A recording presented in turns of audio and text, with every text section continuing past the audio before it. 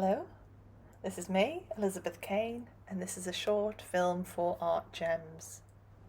I'm a visual artist. I love exploring ideas using all sorts of different mediums, whether it's drawing, painting, using digital photographs, or combining a mixture of all sorts of media. The ideas I'm interested in are about space. They're about personal experience. Also, they're about exploring things and connecting things. So, on the theme of exploration, today I'd like us to try and explore mark making. And to do that, we're going to need some paper, and then we're going to need something to make coloured marks. So, that might be coloured pencils, watercolor pencils, watercolor paints, anything that you can kind of create some sort of line with. So these are the materials I've decided to use. A 2B pencil, because it's a little bit softer than a standard HB pencil.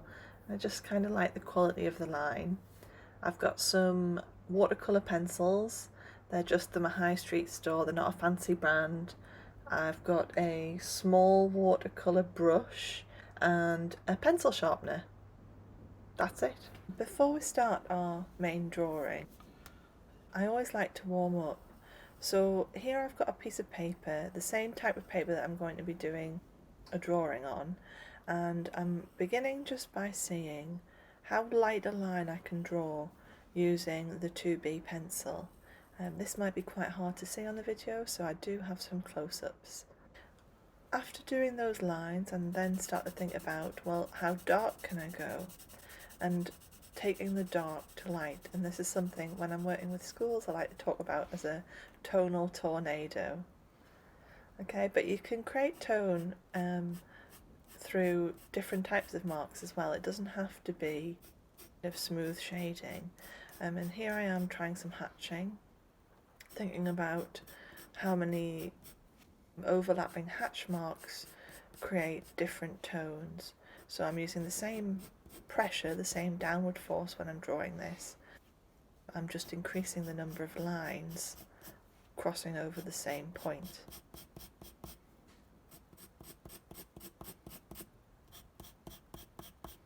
And hopefully you can pick up that they do become much darker. Now, you don't just think about tone in terms of any pencil lines that you might choose to draw. So here I've got my watercolor pencils ready to go. You'll notice that I've changed the colours. I've got a blue, a red and a yellow. And I like to begin by making sure that they have a nice point on them. That allows you a lot more finesse.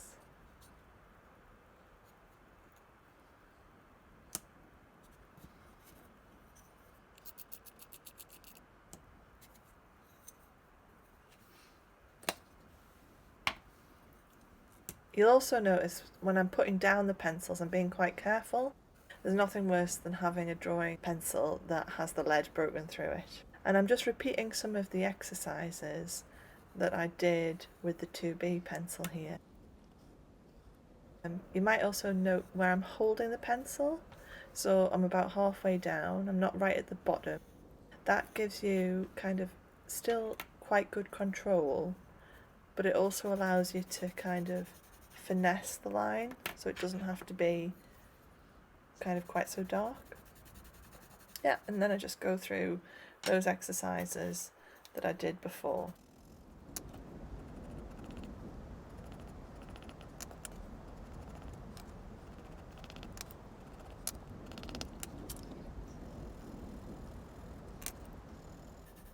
Now you might be thinking, do I do this every single time I make a drawing?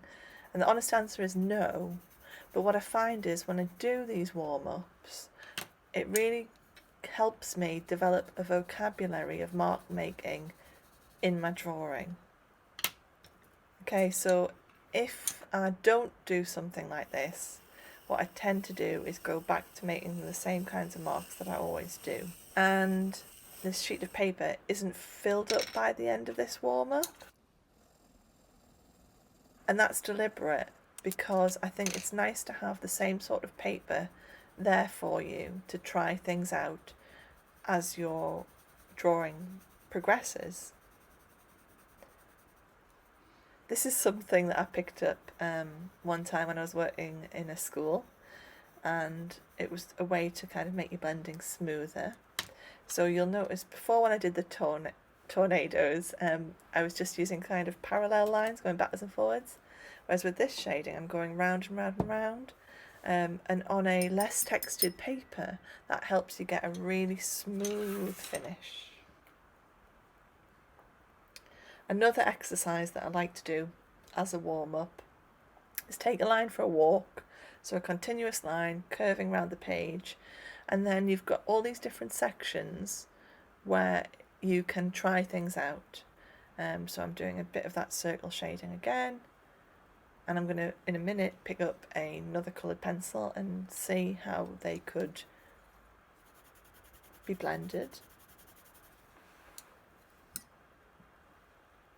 And if you have time, taking that line for a walk and filling in all those different sections with different types of mark, thinking about how hard you're pressing down, thinking about the direction of your shading is really useful. Okay?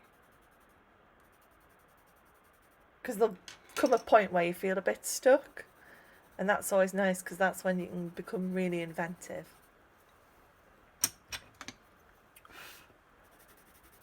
I did mention these were watercolor pencils, so here I've just got my fine brush and a small amount of water.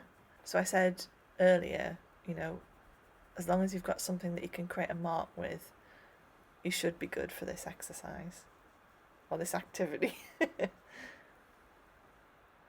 You can think about how colours combine. Okay, so here I've got a couple of small pieces of yellow shading, and then I've just introduced different amounts of red over them to see kind of what colour you get. And this can be really important when you're looking for kind of quite precise colours. But also, it's quite nice to combine unexpected colours and see what happens. So that's our warm-up complete.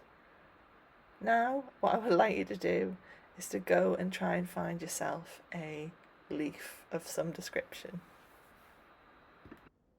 So once you've found your leaf, you need to position it so you can see it clearly. You need to get comfortable in your chair so you're not going to shift around too much.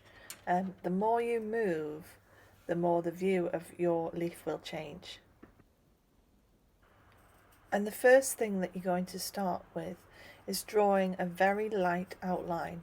So I'm trying to think back to how I created those really pale, light pencil marks. I'm not going to start adding lots of detail that I can see on each individual leaf. Instead, I'm just looking at basic outline shapes and proportion. That's the relative size of things.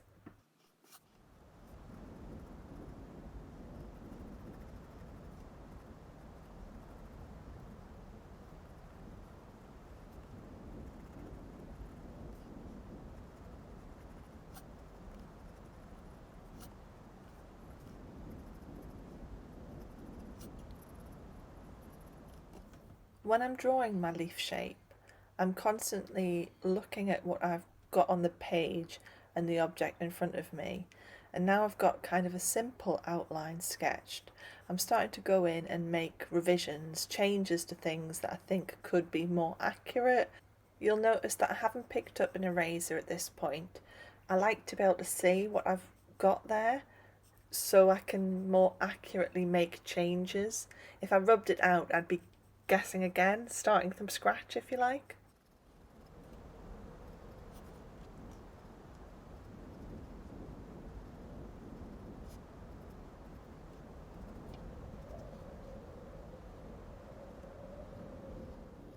You'll notice as I become more confident that I'm getting things right, I start to use slightly harder pencil pressure to create darker lines that really stand out. But I want to emphasize it's all relative. So actually, if you stood back from this page and it wasn't lit with a desk light, it would still be quite faint.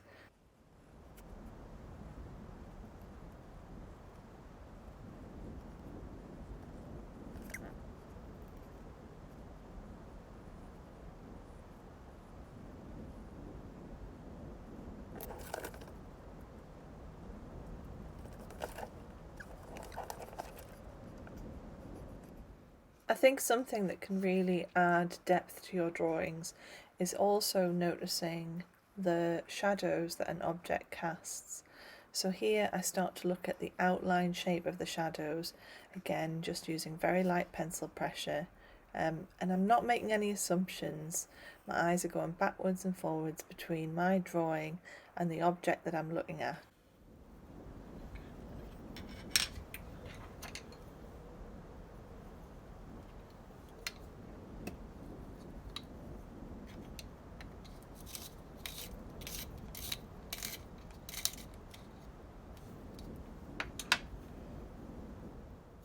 Once I'm relatively happy with the outline of my object and also the shadow outline, I start to add some smooth blending. So I've picked the lightest colour I'm going to use in this drawing, and I'm using circle shading to create kind of quite a smooth, even coverage.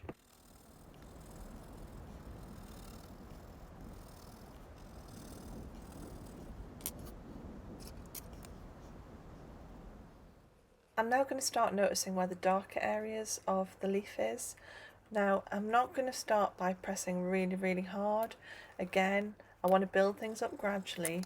I also want to think about the direction that I'm shading in. So if I want it to be very smooth, using that circle blending. If I want it to have a bit more texture, thinking about hatching, cross hatching, scribble shading.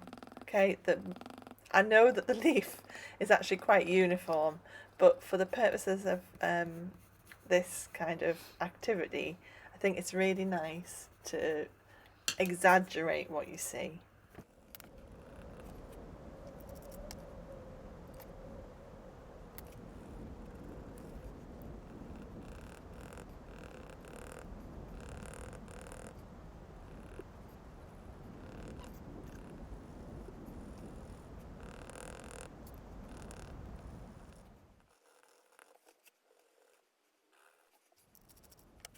I'm working quite methodically round the leaf, okay, so I'm going clockwise, and now I've started to work on a section that actually is underneath. It's at a lower level, so you'll start to notice me using much firmer pencil pressure, and that's because a good drawing has lots of contrast in it. Without that, it tends to look very flat and 2D.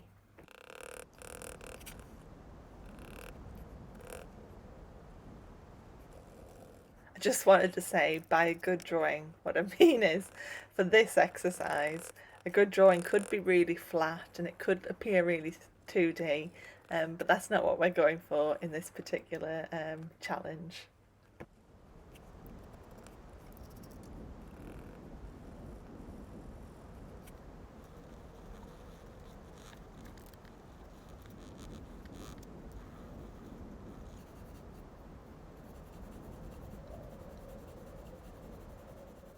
As I just finish off adding the first kind of stage of blue down on top of the yellow, I'm about to start working over the top of what I've already done using my 2B pencil, which, if you remember, I said was nice and soft, and that gives you the ability to create really quite dark tones, very dramatic tones, with more ease than with, say, a 2B, sorry, HB pencil.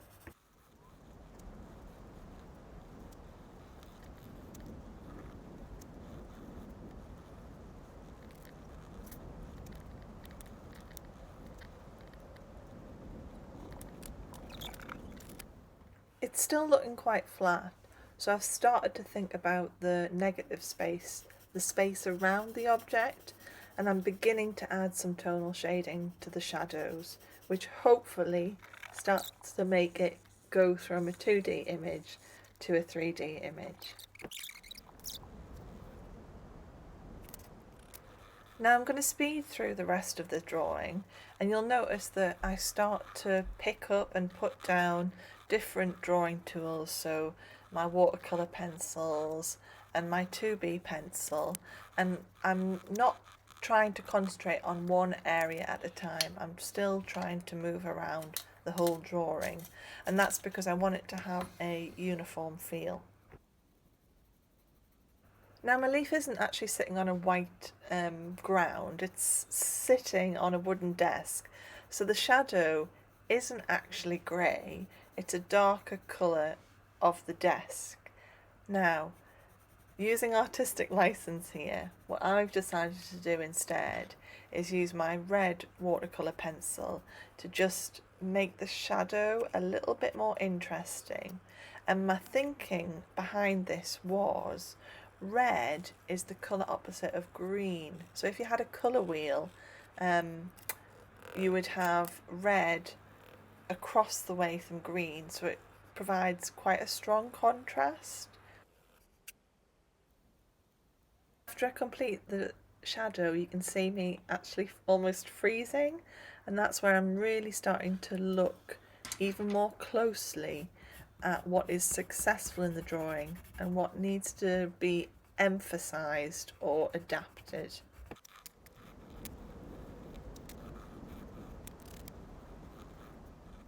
If you think back to earlier on when I talked about what equipment I was going to use, something I forgot to mention was an eraser. And I'm using that just to tidy up any sort of earlier versions of the outline of either the leaf or the shadow. I'm being very careful here. First I was dusting it away with my hand, and then I decided that actually it'd be a lot easier using a soft brush. Now I've used a watercolour brush, but you might use a makeup brush. I think it's just, you don't want to inadvertently mark or smudge what you've worked so hard on at this point.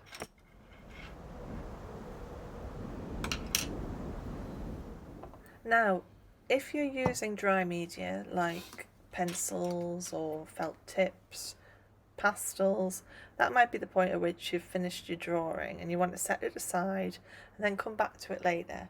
I've used watercolour pencils, so just to kind of make another kind of contrast, what I've decided to do is put a very light water wash over the shadow so that the red watercolour pencil blends with the 2B pencil, and that very smooth texture will contrast with the leaves.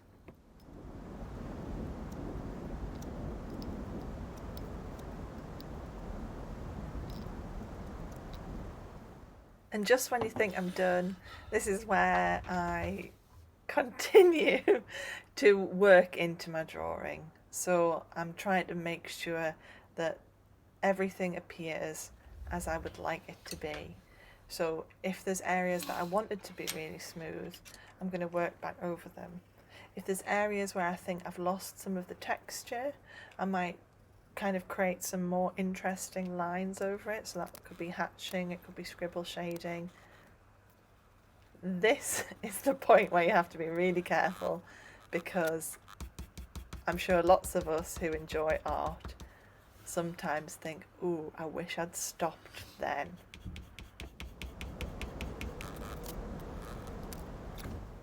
Now, if you, like me, have decided that your drawing is complete, it'd be wonderful if you could share it on social media and include the hashtag #EKVisualArtist. That way I'll be able to find your amazing creations. Finally, a huge big thank you to you for taking part, and also to the team at Gateshead Arts.